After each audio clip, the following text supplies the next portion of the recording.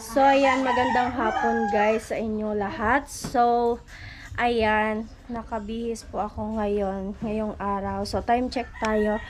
So, ngayong araw guys is 1:59 na ng hapon. O, 2:00 na po. So, December 23. So, ngayong araw guys, abangan nyo po kami. Kasi, ayan, makikita nyo naman sa vlog ko at i-explain ko sa inyo. I-explain ko po sa inyo kung saan kami pupunta. So, tara at samahan nyo na muna kaming ayan, pupunta muna tayo sa sentro. And then, makikita nyo naman ang aming vlog at i-explain ko sa inyo kung saan kami pupunta. So, dyan, sali muna ka dyan. So, nakapag-ayos na nga po pala kami ni Jan. And then, ang kanyang final outfit. Dito ka. Ayan po ang kanyang final outfit, guys. So, hello everyone. So, this is Merica One. So, ayan nga po at tara at samahan nyo kami at meron tayong pupuntahan for today's vlog. So, ayan nga po pala is babanggitin ko na nga po pala dito kung saan kami pupunta. Ayan nga po, pupunta nga po pala kami ng Calamba, Laguna kasama ang aking pinsan na si Janjan. So tara at samahan niyo na lang po kami. So bago nga po ang lahat, Merry Christmas to all of sponsor, to all of viewers, and then po sa Team Pahuway. At ayan nga po, kung mapapansin nyo naman sa mga vlog ko ay hindi ko po nababanggit sa inyo kung saan kami pupunta. Ayan nga po ay pinag-isipan ko at pinag-isipan namin ni Janjan kung pupunta nga po pala kami dito sa Laguna. Kasi nga po is nagdadalawang isip po talaga ako kung sasama ako o hindi. So ayan nga po, nakapag-decide nga po ako na sasama na lang po muna ako kay Janjan kasi magpapasko naman na wala tayong kasama sa bahay. And then mas pinili ko na nga lang po na sumama muna kay Janjan. And then ayan, sana po ay respeto nyo naman po ang aking desisyon. So alam ko naman meron masasabi dyan sa inyo, ba't mo iniwan yung bahay, ba't mo magpapasko tapos mag-New Year wala ka dyan. So sana po marespeto nyo ang aking desisyon na pupunta muna po kami ng Laguna. Ayan na nga po, gusto niya din makita yung kanyang outfit. Ang kanina bag ko, daman lang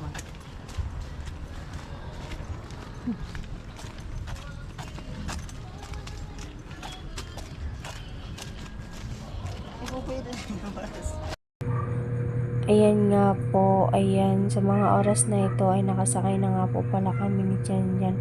At hindi na nga po pala ako nakapag-vlog abang pinapasok yung aming mga gamit sa, ewan ko kung anong tawag doon. Basta nga po pala, ayan, nakapag-vlog ako sa loob na ng bus kasi nga po ay talagang nagmamadali ang aming driver ng bus. Kaya naman, ayan, pumasok pa nga po pala kami dyan na umaandar na. Sabi ko nga, kuya, wait lang. Sumisigaw na nga ako dyan eh. Sabi ko, kuya, wait.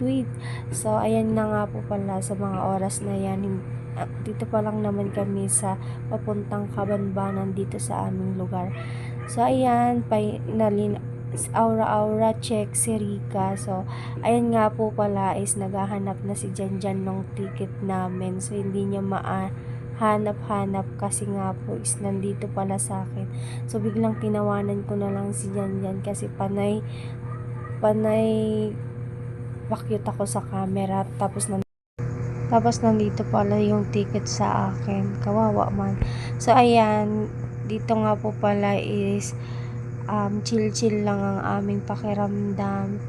So ayan nga po pala, mainit ang panahon ngayon.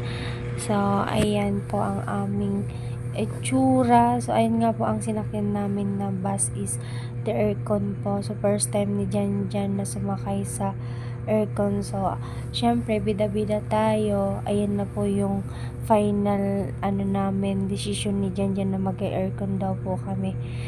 So, pagpasensyahan nyo na po guys ang aking voice over. Ayan, hindi po ako sanay na voice over kaya ayan, I try my best para po magawa to at kasi hindi po ako dito nagsasalita.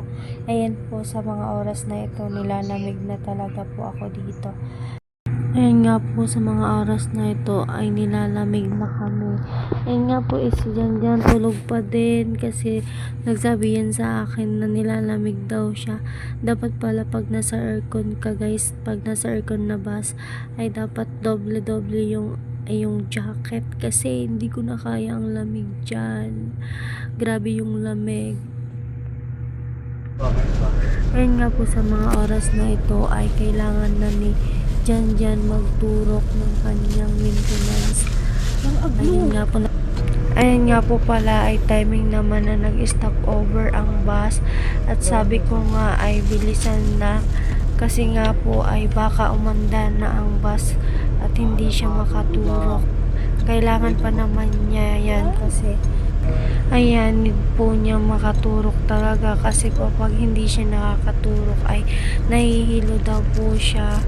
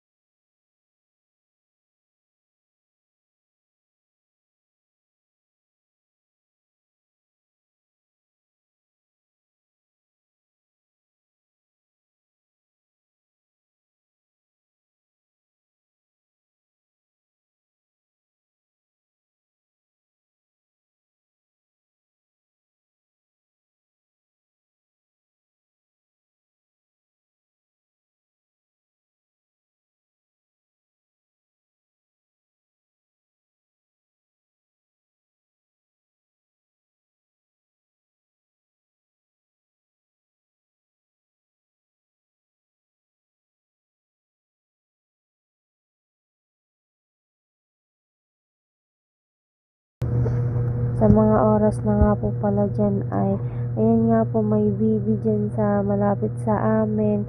At ayan nga po, itong vlog na to guys ay hindi to kompleto.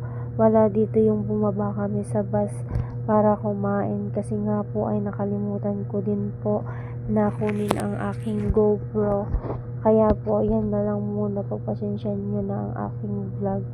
Kasi yan lang po yung na-vlog ko habang nasa biyahe kami ni Janjan. Grabe talaga guys yung lamig dito sa bus kaya hindi ko nahawakan yung GoPro ko. Tsaka hindi po ako masyadong nag-open nga ng GoPro tas cellphone. Kasi nga is natutulog talaga kami ni Janjan. And then ayan nga po, sa mga oras na yan ay kumain muna kami ng siopaw ni Janjan. At ayan, gutom na nga ang mga person na yan, kaya lamon Rika.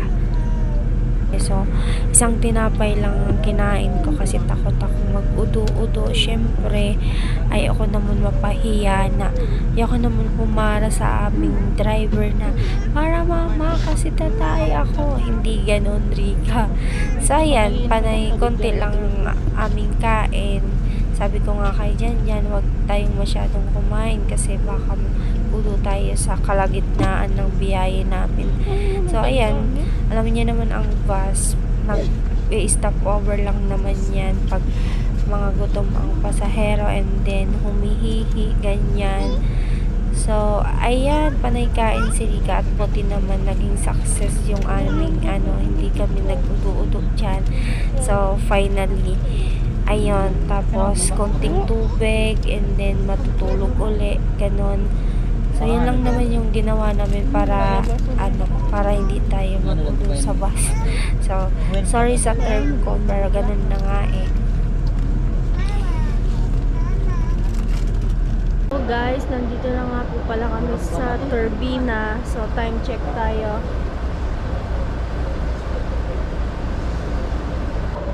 3:45 na ng umaga. So, waiting kami sa magsusundo sa amin ni Ate Car. Ayan. Waiting kami. Diyan. Okay ka lang? Hindi siya okay guys kasi hindi siya sanay sa aircon. O, bida-bida tayo. Maano tayo sa aircon kahit nilalamig na kanina. Ayan. First time ko guys dito sa Turbina kasi nung nagpabatangas ako, Petix yung aking binabaan. hindi turbina. So, first time ko dito. Malapit lang pala ang KFC dito, oh. Ayun lang.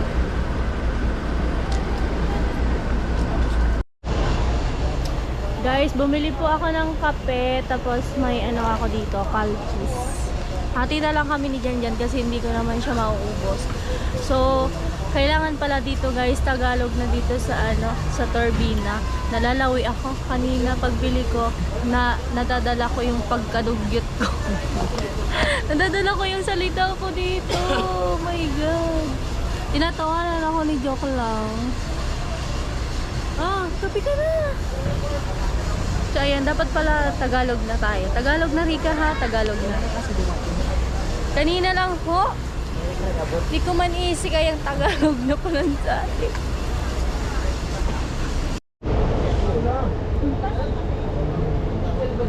Kuya, pabakal po.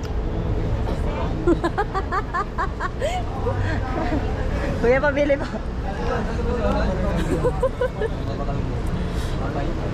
Ato burger. Kuya pa bakal po. May ka naintindihan yan. Lakas ka tama. Dali na. Kaya po, tang.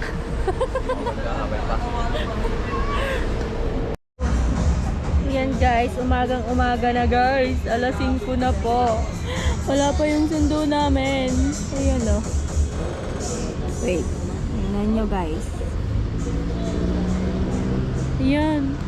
Wala pa. Hanggang antay lang kami dito. Wala pa yung aming sundo. Grabe yung pimple ko. Ano na yata to guys? Pigsa na. Hindi na to pimple. Kasi may ano siya. May nana. Tagal ni ate. Ginagawa nilang So, waiting kami. Waiting kami. Almost mahigit ng 2 hours yata. Kasi alas 3 kami dumating dito. Oh. 5 na. 2 hours na kami dito, guys. Can you explain kung bakit ka na late? Kasi Almost 2 hours kami dito. Kasi malayo ang pinanggalingan ko, Palo Alto pa. Saan yun, te? 3 sakay tayo. Uy, gagi! Dapat sinabi mo nung una pa lang. Para kami na nag-adjust. Marunong namin kami magbiyahe. Okay lang. So tara na. guys, tara na. Dito na yung sundo namin. Ay, sundo! Sundo naman tayo si Black Sky. So let's go na po. Ha? Sige na. Magkano? So, 15? ito. Abot mo. Push Leia! Push na yan.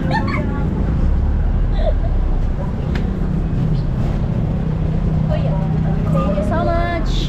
Grabe ka mukha na ako. walang jowa na mo. Ha?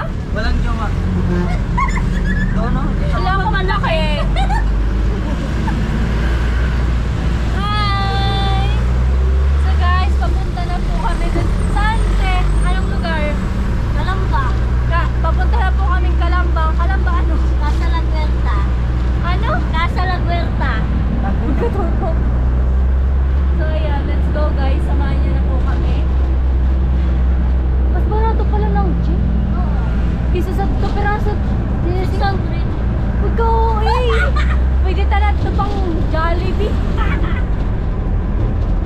Bago nga nila tricycle na ako paano madali. Ako? Sandaan. Pagkaan? Kamaan man ay.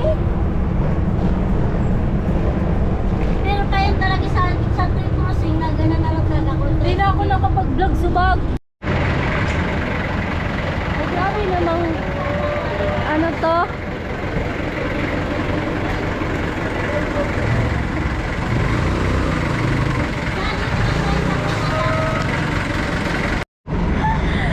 Guys, ubos na ang kanyang pera.